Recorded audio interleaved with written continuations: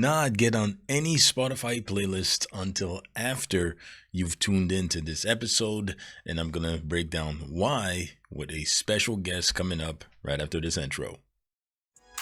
Join me in my mission to help put at least 50,000 music artists on the right track to be independently successful with their music, to turn the talent that they have with their voice into gold.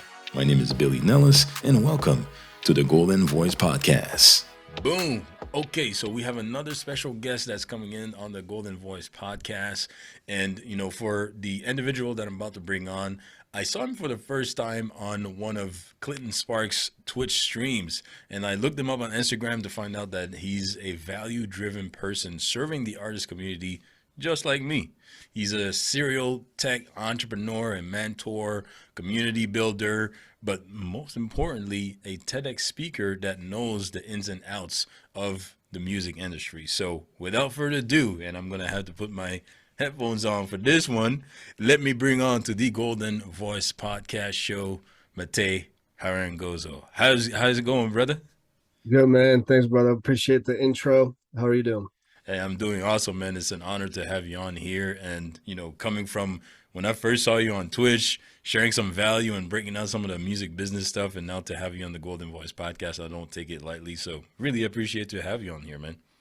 Thank you for having me. I enjoy doing these. So Awesome. So why don't you introduce yourself? Let everybody know where you're from, kind of what you do, and how it all started for you, basically, so that the audience can get to know you a little bit better. So let's get it. absolutely. So I emigrated to United States when I was almost 12 years old in 95, almost 96. My parents, of course, moved over here. I didn't do it on my own. And I started sixth grade in the US. In high school, I got, obsessed with kind of the music industry aspect. That's when the first CD burners came out. And because I was not a citizen, my mom always told me, don't get in no trouble and like, selling drugs and things like that. As a side hustle, a lot of my friends were into, selling a little bit of weed here and there on the side. My side hustle was the burning CDs, basically. But that's kind of how the passion started for the music. Then I ended up going to college for mechanical engineering. I did drop out my fourth year to start a business because I felt like the education was great. I'm so glad I went to school for engineering. Don't get me wrong, but wanted to start a business and not really work for anybody. So I did that. I've been able to have the pleasure to start multiple companies in real estate, restaurant business, software development, had a few very successful ones. And I kind of put the music stuff on the back burner because I didn't really know how to navigate the music industry, especially living in Maryland around Baltimore. The industry didn't exist here. So long story short, after a few successful companies and a bunch of failed companies as well, in 2016, when I had to shut down one of my most successful companies, I decided to just dive deep into the music industry, and that's kind of where I got into it full time, and I still own a software development company with close to 50 employees. We focus on e-commerce platforms. So that's kind of a, quick story. Just, been an entrepreneur since age 18, 19, and took me a while to figure out how to get into my passion, which was the music industry, but eventually, I got in there. Wow, that's amazing. We actually got something in common because I went to college for computer science, and then I went to university for software engineering. So I think we got something in common here. You know what I mean? So it's pretty cool that you actually went on and created something on the engineering side, because I quit after 1 year of being in my intern when I was in going through university. And when I went through my internship, and I was looking at the people around, I said, I don't think I'm gonna be spending the next 30 years of my life doing this, and I kind of quit everything. My mom wasn't too happy about that, but and then that's when I did a shift with the music stuff, getting involved in the nightclub, in the entertainment, scene and everything, and starting a mini record label with my childhood friends and everything. So it's pretty cool, man. I didn't even know that you were, highly in that, and that you have you have something going on in the tech and in the software world and everything. So that's absolutely amazing. But to see that you're also in the music space, in the music industry, and you know your stuff. You see what I'm saying? That's pretty amazing to see. And I geek out as equally on the music stuff than I am about marketing as well. So how did you do the transition into saying, okay, I love all the tech stuff, I love all the the software engineering and all these things. How was the shift? Like, what is it that you saw that really made you pivot and dive deeper in the music space or the music So industry? my one of my most successful companies that I started with my business partners was in energy efficiency, which Hmm. was basically our company doing energy audits for residential homes, commercial buildings, and multifamily homes. Okay. So we really grew that from nothing to almost 60 employees in Maryland. We're doing really well. Did multiple tens of thousands of units of energy retrofits and things like that. But Nice. unfortunately, what we learned in that business was that when the Obama administration period was over, which was the administration that heavily invested on the East Coast into energy efficiency. When the Trump administration came in, kind of killed that subsidy in the business. So we unfortunately had to shut the company down. But during that time, when the money was good, I started getting into the music industry just, as a producer, as a hobbyist. I had a studio and I invested a bunch of money behind artists. So I always say I've had the pleasure to get scammed for $40,000 between like 2013 and 2016 because I had like my toes in the industry, not really full Hmm. time in it because I couldn't. I was focused on other business, but I knew the importance of marketing and business processes. I just didn't know how bad we were going to get scammed if I hired certain marketing agencies and PR agencies and things like that. So when we had to shut the company down in 2016, I was at a crossroads. It was either, all my friends telling me, man, you got a lot of experience, just get a job at a, like C-level somewhere at a company. I'm like, nah, man, Hmm. like I learned so much. I know it's gonna be a tough transition, but I want to continue to be an entrepreneur. And at Renew It, I was one of three partners. I was the CTO essentially, responsible for technology Right. because Right. that was my passion since college. So I built a software that automated a lot of our business process, our reporting, our analytics, and all of that. And it actually that made us very competitive and made us accelerate our growth pretty fast within those 8 years. Nice. So because of the relationships of me grooming literally small software development teams underneath me, the company I did it with was out of India. So when the energy efficiency company failed, I partnered up with my guys in India. We formed a new company focusing on e-commerce specifically. And then I was like, now I have extra time. I always wanted to get in the music industry, but let me do it right this time. I've spent $40,000 learning what not to do. So now that I know a lot more, let me dive in and do it the right way. So, I would say about late 2017, I started my Instagram page, which is Matej _H _entrepreneur. And it was really just talking about the business that the artists need to learn to really get to the next level independently that I've been talking about on the sidelines in the studio since 2014 at nights when I had a little bit of time, came downstairs, had engineers working out of there, artists, passion artists, recording, dope artists, a lot of talented artists. And I was just giving them my 2 cents. Like, look, you really need to market this. Don't just be coming in here and recording. Like, what's your marketing plan? How are you going to get finances for what you're doing? Like, what's your run rate? Like how are you going to build your team and things like that. So I started with that, and I always wanted to build an accelerator, like an incubator, because actually incubators in Maryland helped us a lot to help to get our company to the next level. And I didn't see anything like that existing in the music industry. So that was kind of the goal. But then the COVID, situation happened. So I had to pivot a little bit. I did end up starting an online accelerator as opposed to like a physical incubator. But that's probably a long answer to your short question of how did you get through the transition. But that's where the transition really happened. So it was like it was sort of my back against the wall. It was like, okay, you lost one company. Are you going to go out and get a job, or are you going to figure out how to be an entrepreneur again? So I figured I learned a lot of skills. It was very painful transition, but something inside me told me like I cannot just go and get a job. Like even though this company failed, we've learned so much. I mean, we've built a business out of nothing, Yeah. 60 employees, process. I was like, I got to figure out how to replicate that in other industries, Right. and I took that leap, and it hopefully worked out. Love it, love it. That's it right there. I mean, your back was against the wall, and you basically stand for most of the stuff that I stand for as well. Because over the years, I've invested. People think would be crazy. Like I invested big money, and like you said, you invested in not what to do, and you took that as a lesson, and that helped you go over the hump, go over the obstacle, so that you can continue.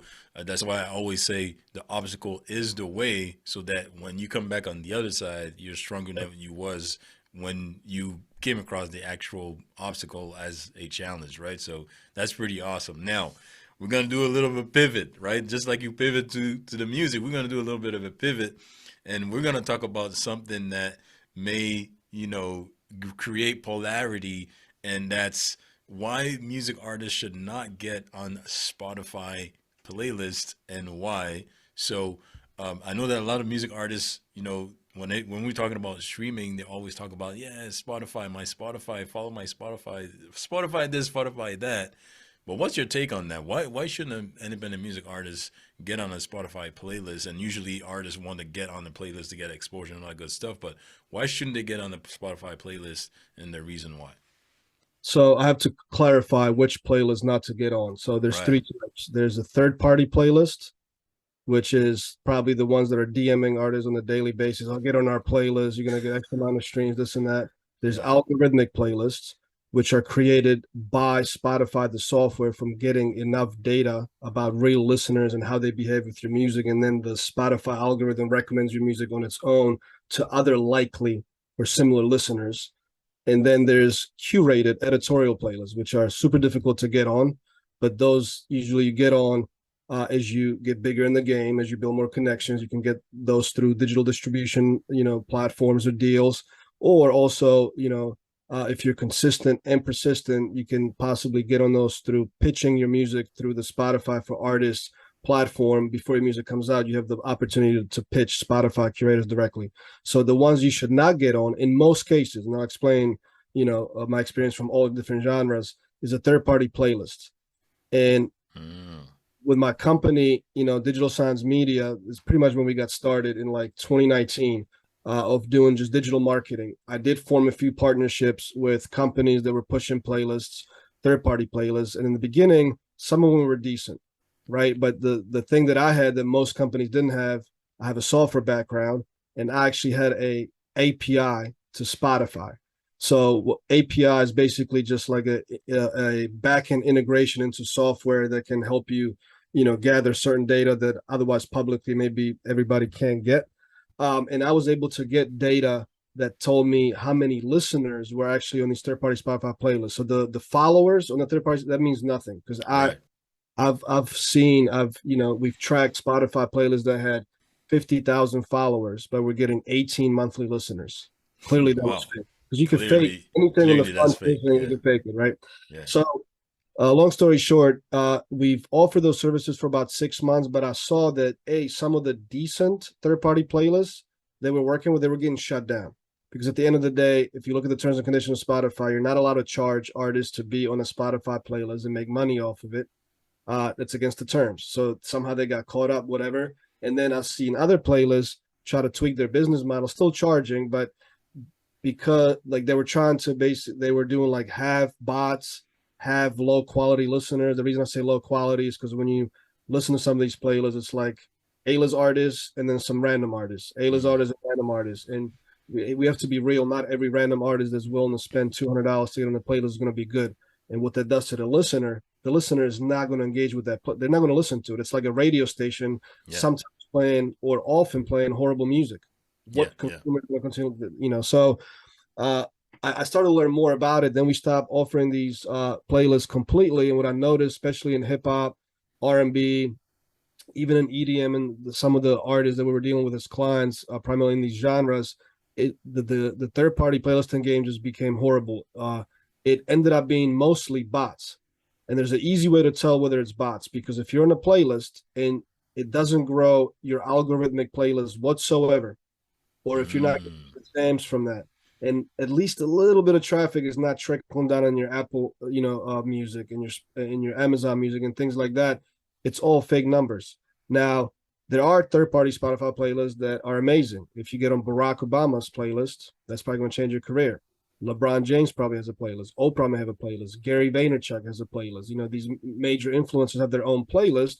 Those are still third-party playlists, but we all know they're not going to charge an artist $300 to $500 to get on that playlist. They're going to put you on it because they truly care about your music. Now, how you get in front of them for them to care about your music, that's a whole different story, right?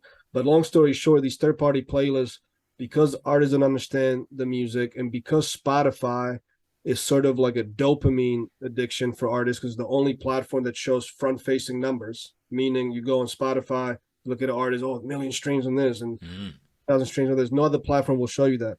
So artists figured, oh, well, the labels keep saying get our numbers up. We're going to trick consumers to show them we got a million streams. So maybe they're just going to start listening to it, whether it's good music or bad music and all of that. And I can tell you right now, it doesn't hurt. And essentially, what happens, and it's getting worse and worse, is that Spotify's getting smarter. They don't want to pay out on fake streams. So they're booting more artists off of Spotify. A lot of our clients that came to us after the fact got letters from DistroKid, from TuneCore, from CD Baby, from United Masters, you name it. They got Spotify, their tracks taken off just from Spotify. And again, 99% of the time is because they got on a bunch of third-party playlists that gave them fake streams.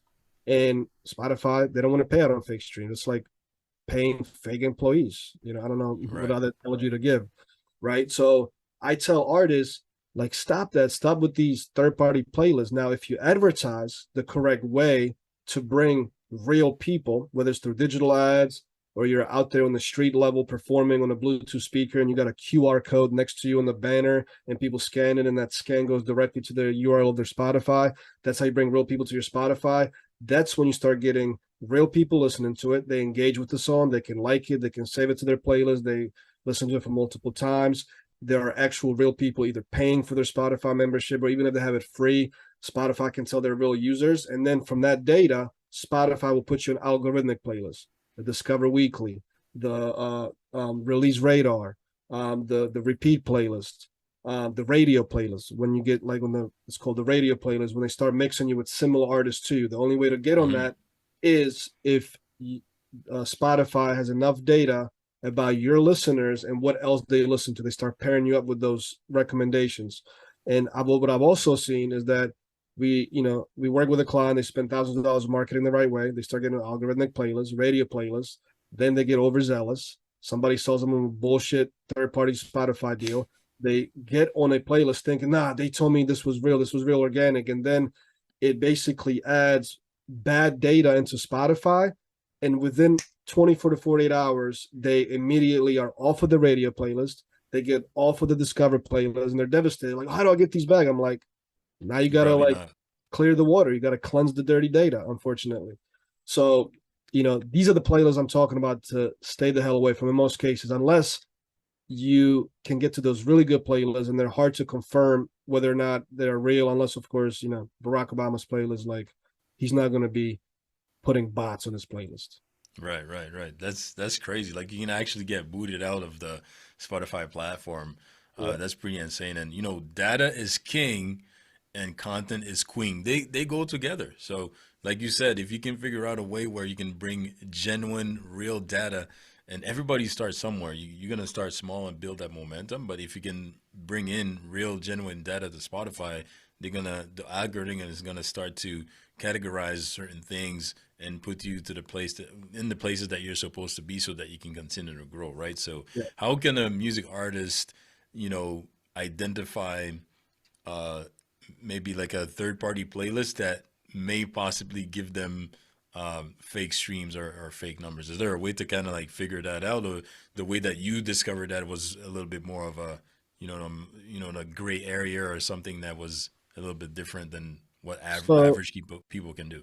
yeah, no, you're right. I have a lot of back end data. Like Okay, right. our company has access to probably, I don't know, 150 to 200 Spotify artist accounts and Apple Music, Okay. right? So I see how it happens. Okay, right. But here's how you could do it if you're an artist trying to see if you can maybe find a couple of decent, because there's a few out there, and I'm hoping that companies as they learn about what I'm talking about, there's going to be a few good companies going to start building really good playlists. But here's the first thing: listen to the damn playlist. Right. Yeah. Yeah. Listen to it. Sure, there can be an independent playlist that has a lot of dope music, but if it's like, again, A-list artists and then some artists you never heard before, but the song is questionable, and of course music is subjective, but come on, if you're a good artist you can compare it to, like, all right, what the hell was that? Then hear another, like, A-list artist and another potentially crap or mediocre or weird song, and so on and so forth. So listen to the playlist and try to put yourself in either your shoes or the consumer shoes and say, would I listen to this playlist on a regular basis? Like when I get into my car on Friday, end of the day at work and I'm going to go to a happy hour with all my homeboys and like hang out, and is that the playlist I'm going to put on and vibe to, because I can be confident that playlist is always putting the newest shit on there that I love. Right. If that answer is no, then think about it, Most right? There's likely, yeah. probably no real people actually listening to it. So how are you going to gain real fans from it? Probably not. Second thing is, if the playlist company has a button on their website that pretty much anybody can hit buy now, choose a tier, pay $300, and you get on the playlist. Like, think about that. That means I can create a song with a sine wave or like a buzzing thing for 3 minutes, like, bzzz, and I bet And you I get can go on. on and get on the playlist. Yeah, that's Like, think about crazy. that. You know what Yeah. I'm saying? So that's another way of doing it. And second, um, you know, when you go on Spotify and you have the paid version and you go on desktop, the playlist a lot of times will list who's the curator or whose account it's coming in. Look them up on social media, like see what their brand is about. Because again, maybe you can, hopefully some of these brands are getting better and better. Like recently, we're representing an EDM artist, and she's got on some pretty decent playlists, but she was signed to a label, and labels do have their own playlist that they curate. But guess what? The label doesn't want to screw up their playlist because they understand the real psychology of how fans think. So Hmm. labels may have their own internal playlist that they use to like get newly started artists to the next level, but you better believe that they want those playlists to be sort of quality, because they need some real human feedback from it to see if it's a worthwhile investment. So anyways, I think those three things are something that any artist could do. Like, listen to playlists yourself. Is it a playlist you would listen to on a weekly basis? And what was it? The second thing is, uh, I think it's going to take your money because you can hit Right. that. Yeah. Or can you find out more about the brand?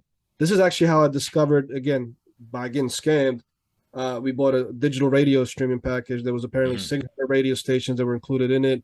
We Yeah. Yeah. started getting the reports. You get this many spins on this many radio stations, but I'm like, but nothing is happening on social media.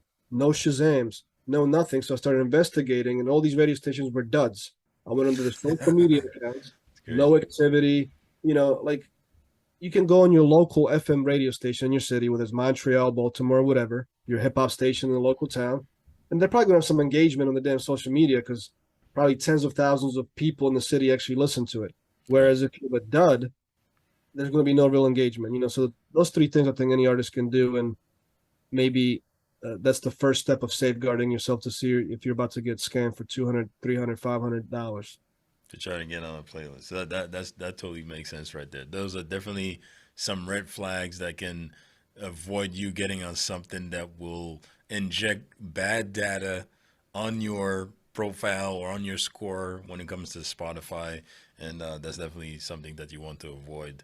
That's gonna actually make you make a step back in how you're gonna grow on the platform and really grow as a music artist. So I Actually, you know what? I have appreciate. a fourth one, if you don't mind. Sorry to cut you off Sure, because I go ahead. Yeah, go ahead. Yeah. discovered this. So look at the other artists that are on that playlist. If they're sort of are known, check out those artists. Go to their Spotify accounts, and if they look like they're getting, let's say, 40,000 monthly listeners, Hmm. but you scroll on their account and they do not have a section on their Spotify account that says fans also like, that means all their listeners are fake.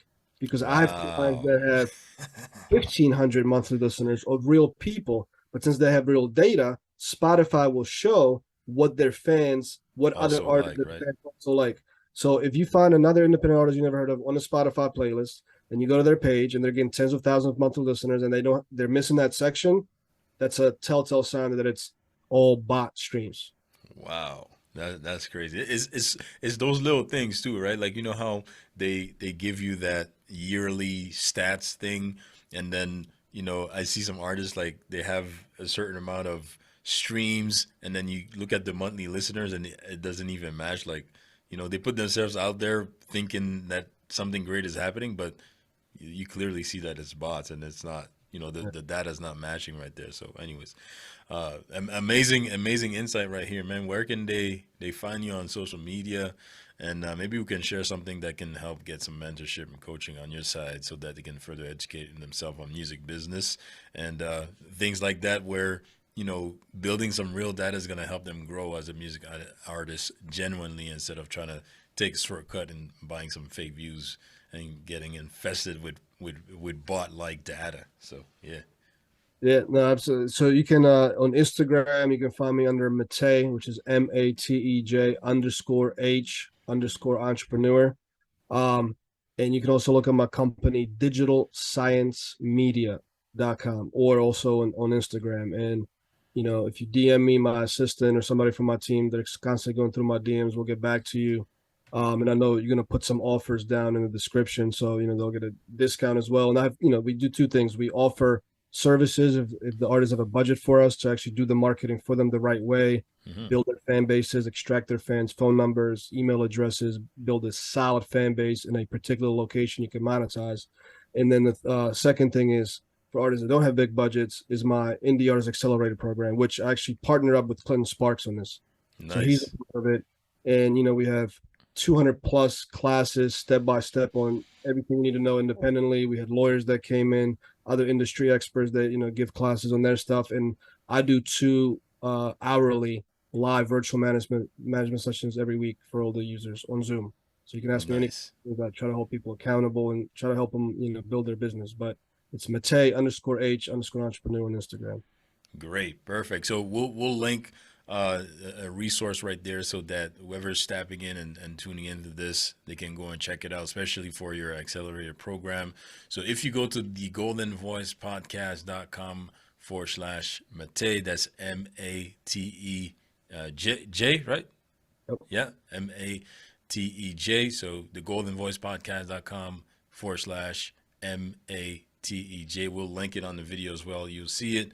You'll be able to get some information about the accelerator program and some things that we're gonna easily link on the page, and you'll be able to go a little bit deeper and get some information about Matej's business and services and all that good stuff. So really appreciate you to come on the Golden Voice podcast, man. That was pretty insightful information when it comes to Spotify playlisting and some insight as to where people don't fall into those bot traps. You know what I'm saying, or those third party playlists that are gonna inject some bad data onto your profile and stuff like that. So really appreciate you, man, and hopefully we can collab a little bit further more on the nearest future on some great information again, man. Appreciate it. And I appreciate you as well, man. I love what you're doing for artists, and what you're doing and what I'm doing. I think will make the industry better, and that benefits us. I mean, benefits the entire ecosystem. So, fan of what you're doing, and thank you for having me on.